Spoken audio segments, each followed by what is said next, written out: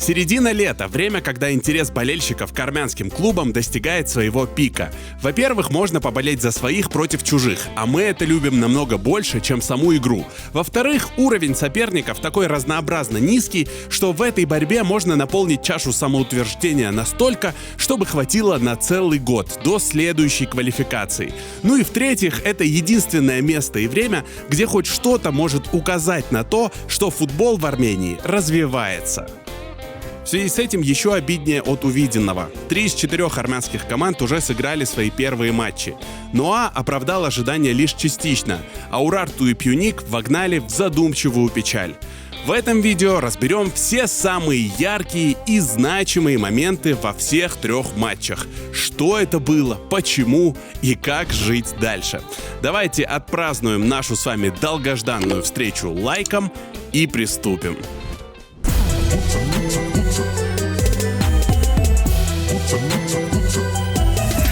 Ողջույն բարեկամներ, вы на канале в бутсах, меня зовут Гарик Акопян. Ну что ж, НОА владел инициативой весь матч, но не сказать, что управлял игрой. Как итог, всего 1 забитый мяч. Гор Матинян совершил пару чудесных сейвов, но в конце подвел команду и болельщиков. Пюник вроде как доминировал и атаковал, но проиграл одному из скромнейших соперников из всех возможных.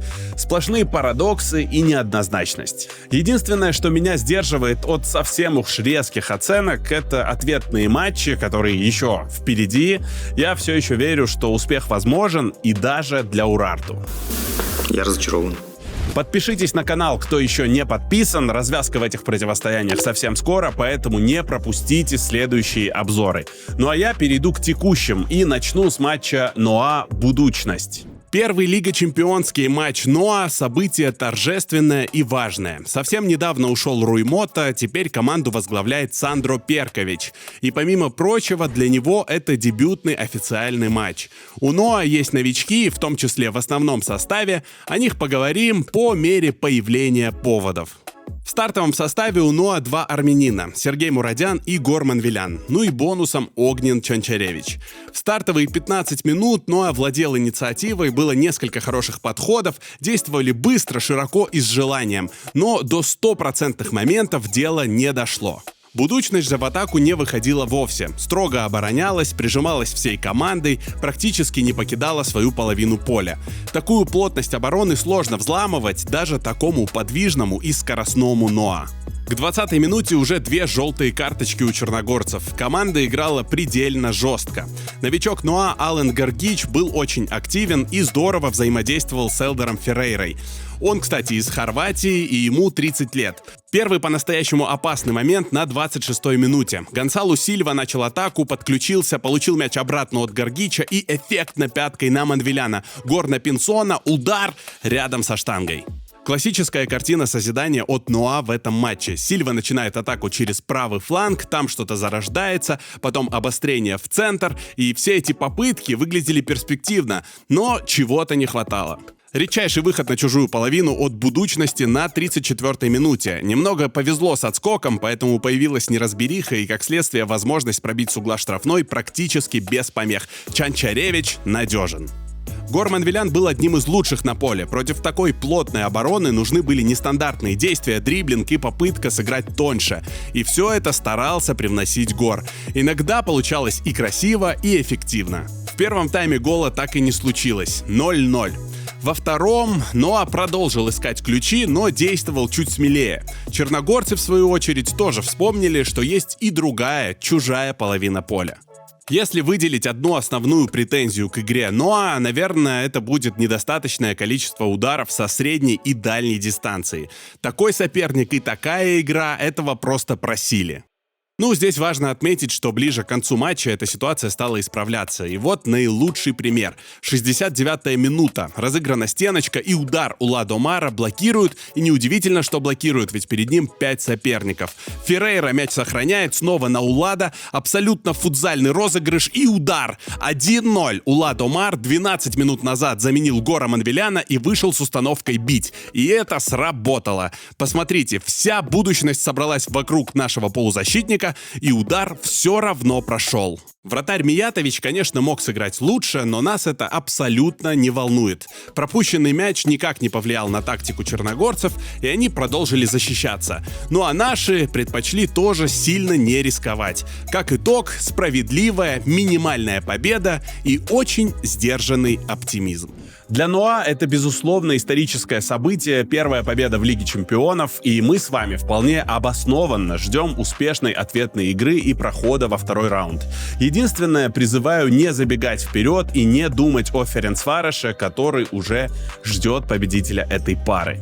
Нынешний соперник достаточно сыгран и коварен. Да, мы можем долго говорить о том, что они приехали защищаться всей командой, играли низким блоком, поставили автобус, да еще и были довольно грубые, но то минимальное количество по-настоящему опасных моментов, которые они допустили у своих ворот, говорит о том, что будущность умеет защищаться и понимает, за счет чего может пройти дальше. Другой вопрос, что, судя по их высказываниям, черногорцы понимают, что в этой истории главный герой — это НОА, а они скорее барьер на его пути. Главный тренер Нинат Лалатович перед матчем зачем-то сказал, что его ребята зарабатывают по 5-6 тысяч долларов, а игроки НОА по 50. И, мол, посмотрим, как это скажется на качестве игры. Ну а уже после матча в их официальном аккаунте в Instagram вышел пост, где говорится, что Ноев ковчег плывет хорошо, но через Морочу и Подгорицу пройти непросто. Я вот не очень понимаю, как можно болеть за реку в противостоянии с ковчегом. То, что река узкая и каменистая, это, на мой взгляд, слабый аргумент. Это как смотреть бег с препятствиями и болеть не за спортсмена, а за барьеры, за препятствия. В общем, сомнительный образ на мой вкус. Жду от НОА агрессивной атакующей игры с первых минут. В данном случае тактика выжидать и защищаться может привести к печальному итогу. Поэтому верим в НОА и надеемся, что в нужный момент команде хватит характера забрать то, что им вполне по силам. Урарту Неман — это матч, на который можно было опоздать на целый тайм и буквально ничего не пропустить. Был интересный момент на 40-й минуте с падением Владислава Яковлева в чужой штрафной. Судья пенальти не назначил, и я вынужден с ним согласиться. Если бы белорусский защитник опоздал еще хоть на полсекунды, Яковлев попал бы в коробочку, и было бы совсем другое дело. А так, игра жесткая, но чистая. Главный тренер Урарту Роберт Арзуманян, и я призываю его всячески поддерживать. Но когда команда выходит на второй тайм и вот так привозит пенальти, вопросы, согласитесь, имеются. Цымбалюк цеплял Евдокимова. К мячу подошел Савицкий, Паненко, Игорь Матинян идеально действует, а добивание летит выше. Очень грамотно сыграл Гор, спас команду и, как казалось, вдохновил ее. Этот эпизод, по идее, должен был разбудить атакующую линию Урарту и подтолкнуть к свершениям. Вместо этого Неман продолжает атаковать, и вот такой красивейший удар в девятку. Ереванцы в качестве зрителей создали все условия для удара, ну а тот получился на заглядение. Антон Сучков обладает шикарным ударом, и это ни для кого не секрет, и оставлять его без присмотра — просто преступление. Вот, например, его гол-красавец, ворота Батэ. Этот мяч он вколотил ровно месяц назад. Было бы неплохо быть готовыми к таким вещам. Дальше еще хуже. Спустя всего 4 минуты на 53-й Цымбалюк и Эрик Симонян по очереди укладываются на газон и стелят незабившему пенальти Савицкому красную дорожку к воротам. 2-0. Матинян, к сожалению, подстраховать партнеров не успел. Здесь, конечно, стоит похвалить соперника. Очень ловко разобрался. Ну все, чуть больше получаса до конца, и терять уже нечего. Арзуманян делает тройную замену, выходят Калукян, Гунько и Мелконян. Урарту сразу несется вперед, небольшой переполох, и Гунько забивает. Судья же, в свою очередь, фиксирует офсайд. 68-я минута. Гунько с центра поля выдает передачу а-ля Пирло, ну а Калукян реализует а-ля Юра Мовсисян. Шикарное исполнение при внешней легкости. Молодцы! Оба игрока совсем недавно вошли в игру со скамейки. Замаячила совсем реальная перспектива спасти игру. Урарту атаковал большими силами, но сделать это без риска у своих ворот было просто невозможно. Поэтому и Неман отвечал не менее остро. На 87-й минуте ошибка из любительского футбола. Юрий Псаута перебрасывает всю защиту соперника и выводит партнеров на бескрайнее пространство. Евдокимов убирает на замахе и бьет с линии штрафной. И здесь супер сейв Гора Матиняна. Если бы не Гор, наверное, много с чем в этот момент пришлось бы смириться. Да и несмотря на поражение, Матинян мог бы претендовать на звание лучшего игрока матча, если бы не это безобразие в компенсированное время. Безадресная передача вперед. Наши защитники снова проспали. Гор вовремя выходит, страхует и не останавливается. Летит вперед, нарушает правила и сразу берет мяч в руки. За ним бежит Михаил Козлов. И вот такая реакция. Каждое движение Гора до этой секунды было правильным и оправданным, а здесь очень многое перечеркивается вот этим вот неправильным поступком. Помимо прочего, Козлов старше Матиняна примерно в 2 раза. Да и к этому моменту уже нет замен, Гор справедливо получает желтую и сразу прямую красную и отправляется отдыхать. Ну а на ворота приходится стать нападающему Владиславу Яковлеву, который, конечно, в растерянности. К слову, в обзоре на YouTube-канале Урарту этого эпизода почему-то нет. До конца оставалось несколько минут, и я был уверен, что Неман понесется вперед и будет бить поворотом с любых дистанций и позиций. Но этого не случилось. По ощущениям, обе команды согласились принять этот результат. Ну и слава богу. Урарту веселая команда, и в данном случае это не комплимент. В этом матче было очень много разнообразных проблем и ошибок. Я выделю, наверное, 3 ключевые, на мой взгляд. Во-первых, это реакция на отраженный Гором Матиняном пенальти. После такого события команда должна взбодриться и нестись забивать, а не рассыпаться и пропускать 2 подряд. Во-вторых, это стартовый состав, подбор игроков и особенно в атакующей линии. Да, после игры Роберт Арзуманян сказал, что учитывал в том числе способность игроков усилить со скамейки. Но очевидно, что баланс найти не удалось. Замены сработали, и за это стоит похвалить, но такой контраст показывает, что изначальный состав был подобран не идеально. Ну и в-третьих, конечно, дисциплина. Поступок Гора — это просто катастрофа, и сколько бы ты ни делал сейвов, каким бы талантливым вратарем не был, единственно верным решением после такого могут быть только извинения. Он опубликовал пост в Инстаграме, где говорится: «Они видели мои сейвы, я усвоил урок. Теперь к новым главам та же мечта, но огонь горит еще ярче». В общем, судите сами. Но этот эпизод никак не отменяет того, что Гор Матинян один из самых талантливых армянских футболистов вне зависимости от амплуа. И молодого футболиста в такой ситуации, конечно, стоит поддержать и продолжать в него верить.